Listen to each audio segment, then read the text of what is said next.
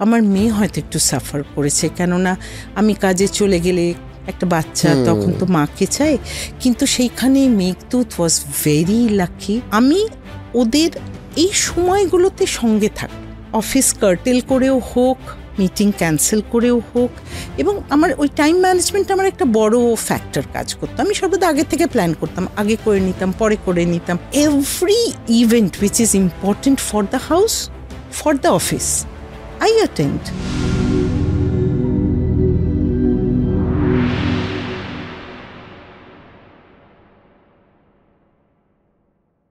এখনো পর্যন্ত আমাদের মেয়েদের এই আফটার ম্যারেজ পার্সোনাল লাইফ আর প্রফেশনাল লাইফের সময় মেনটেন করতে গিয়েও, ইনফ্যাক্ট আমি অনেককে দেখেছি যে বিয়ের পরে চাকরি ছেড়ে দিয়েছে। আপনি কিভাবে এই ওয়ার্ক লাইফ আর পার্সোনাল লাইফটাকে ব্যালেন্স করলেন? Difficult, it was difficult. একটা সময়, বিকজ আমি যখন কাজ শুরু করেছি তখন রাজ ওয়াজ নট বর্ন, মানে আমার মেয়ে তখনও হয়নি, জাস্ট তার 1 বছর পরেই শি ওয়াজ বর্ন।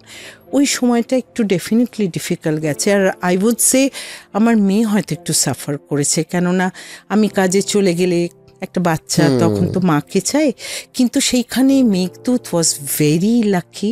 কিন্তু একটা না, আমার কোথাও ইট ওয়াজ ইনগ্রেইনড ইন মি। আমি কোনো পিটিএম হয়নি আমার ছেলের মেয়ের, যেখানে আমি যাইনি। প্রিন্সিপাল জানতো, ক্লাস টিচার জানতো, আই উইল বি দেয়ার। আমি সর্বদাই যেতাম। ইভেন মেঘদূতের যখন কনভোকেশন হয়েছিল তখনও আমি আমার মেয়েকে নিয়েই চলে গেছিলাম। স্যার যেতে পারিনি, শরীরটা ভালো ছিল না, but I made it a point. একদম ভার্সাইয়ে হলো এইচইসিতে, তো আই ওয়াজ দেয়ার। বিকজ ছেলে মেয়েদের এই যে পড়াশোনা করে একটা লেভেলে পৌঁছানো, পিটিএম মানেই তার রেজাল্ট, তার আজকে কি বলবো পড়াশোনা, সেগুলো সম্বন্ধে আমি জানবো কি করে? সেটা তো টিচারের মুখে শুনবো, and that gives me satisfaction. তো এখনো এই যে জায়গাটা, এটাও তো কিন্তু মেঘদূতেরই thought process. Blooper house is his, এবং অনেক কম বয়সেও কিন্তু করেছিল। তো that is a pride for a mother, নয় কি? তো সেইখানে I always made it a point যে আমি ওদের এই সময়গুলোতে সঙ্গে থাকবো, অফিস কার্টেল করেও হোক, মিটিং ক্যান্সেল করেও হোক, এবং আমার ওই টাইম ম্যানেজমেন্ট আমার একটা বড় ফ্যাক্টর কাজ করতো। আমি সর্বদা আগে থেকে প্ল্যান করতাম, আগে করে নিতাম, পরে করে নিতাম, কিন্তু অ্যালবিতের আর বা মেঘদূতের সময় তো সর্বদাই থাকতাম। সো আমার মনে হয় ইট ইজ ইম্পর্টেন্ট। আরেকটা জিনিস, যেমন ডাইনিং টেবিলে একসাথে থাকা, আমার কাছে ডাইনিং টেবিলে একসাথে ডিনার করা, লাঞ্চটা তো রোববার ছাড়া হয় না, কিন্তু এই যে একসাথে সকালের ব্রেকফাস্ট আর রাতের ডিনারটা খাওয়া, আমার মনে হয় it is very important to talk amongst yourselves. তোমাদের নিজেদের মধ্যে কথা কোথায় হয়, এবং সেখানে কেবল ভালো কথা না, তোমার কিন্তু ঝগড়া হওয়াও চাই, আই ফিল। বিকজ কখনোই এটা হতে পারে না যে ওর সব কথা আমি ইয়েস করব, আমার সব কথাও ইয়েস করবে। তারপরে ফাইনালি যখন we come to a point, that is the best part. So your family is bonded. আর Techno India is a family business, যেখানে আমরা সবাই আছি। সো আমার মনে হয় you have to make out time, নয়তো আর it depends on the woman of the house. এটা কিছু করার নেই, the lady of the house has to take that responsibility. এখানে আমি কাউকে বলবো না, উই হ্যাভ টু অ্যাডজাস্ট।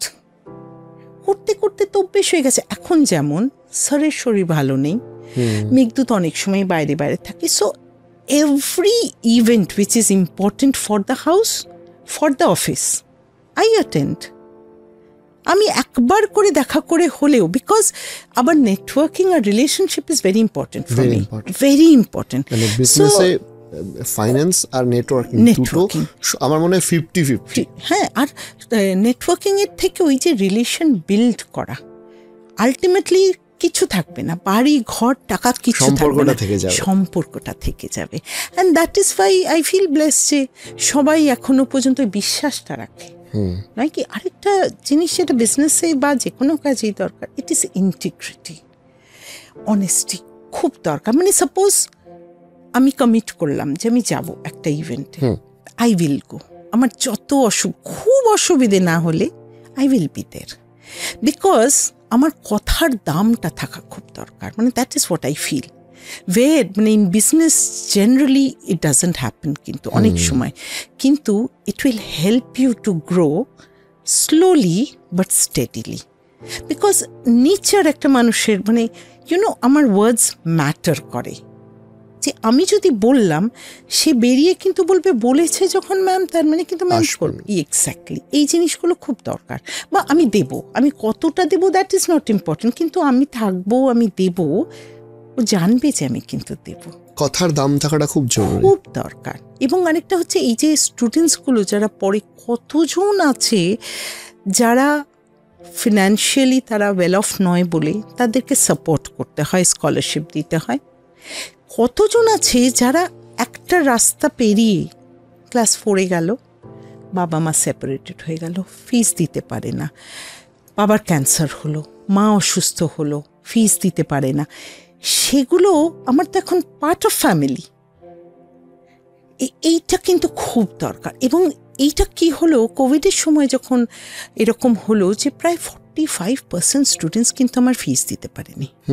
যখন পারলো না, তখন তারা বলল আমরা কি বাচ্চাগুলোকে বের করে নেব?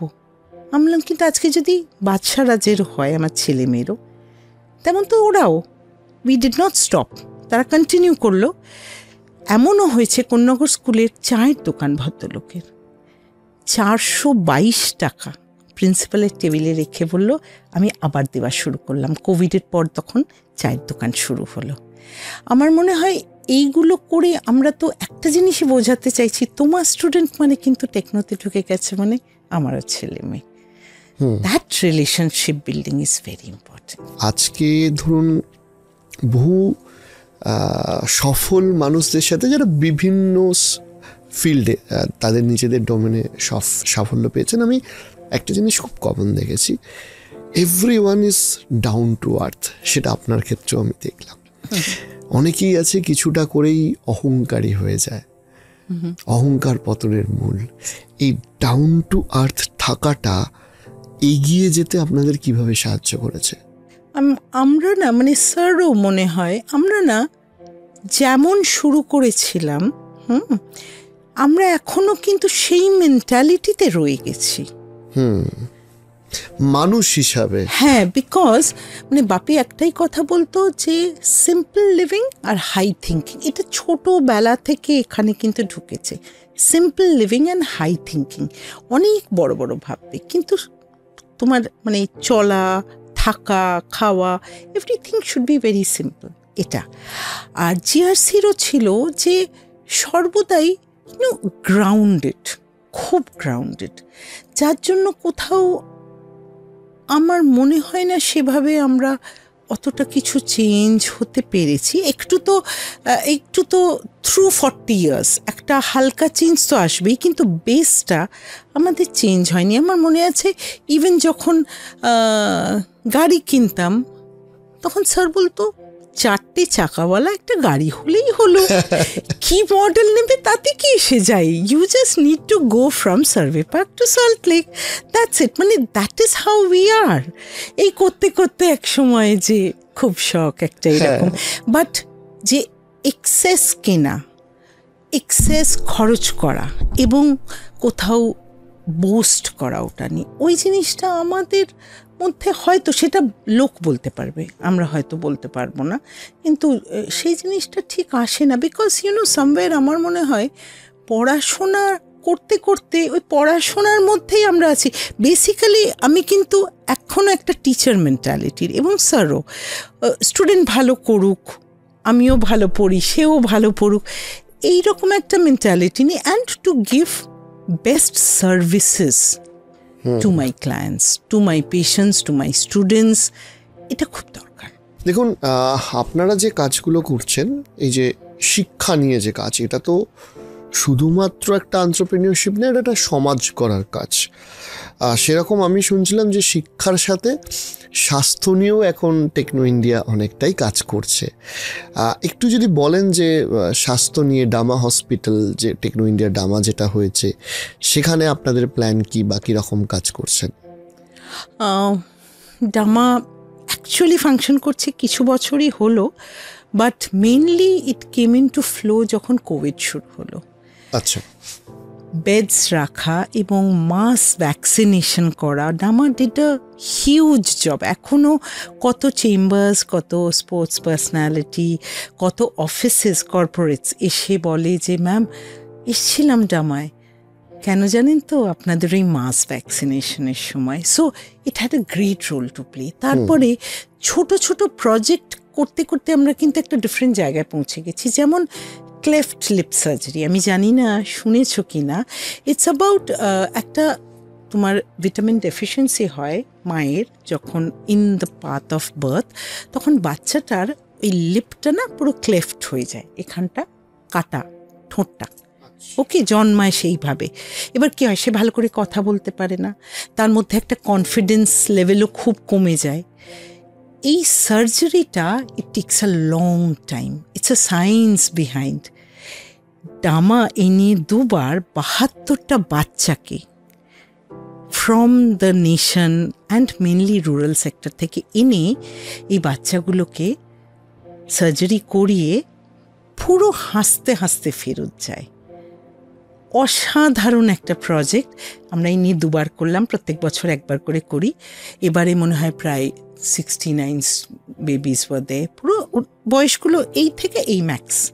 তাদেরকে এই সময় যদি করে দিই, তারপরে স্পিচ থেরাপি শুরু হয়, তখনও কথা বলতে শুরু করে। আচ্ছা, এবার সে যখন ফেরত যাচ্ছে বাচ্চাকে নিয়ে, বাবা মা হাসতে হাসতে, তখন বোঝা যায় হ্যাঁ সত্যি আমরা একটা বড় কাজ মুখের করছি। শব্দটা ফিরিয়ে দেওয়া, হাসিটা ফিরিয়ে দেওয়া, এবং পরিবারের কাছে খুশি, স্বপ্নের মতো কাজ একদম।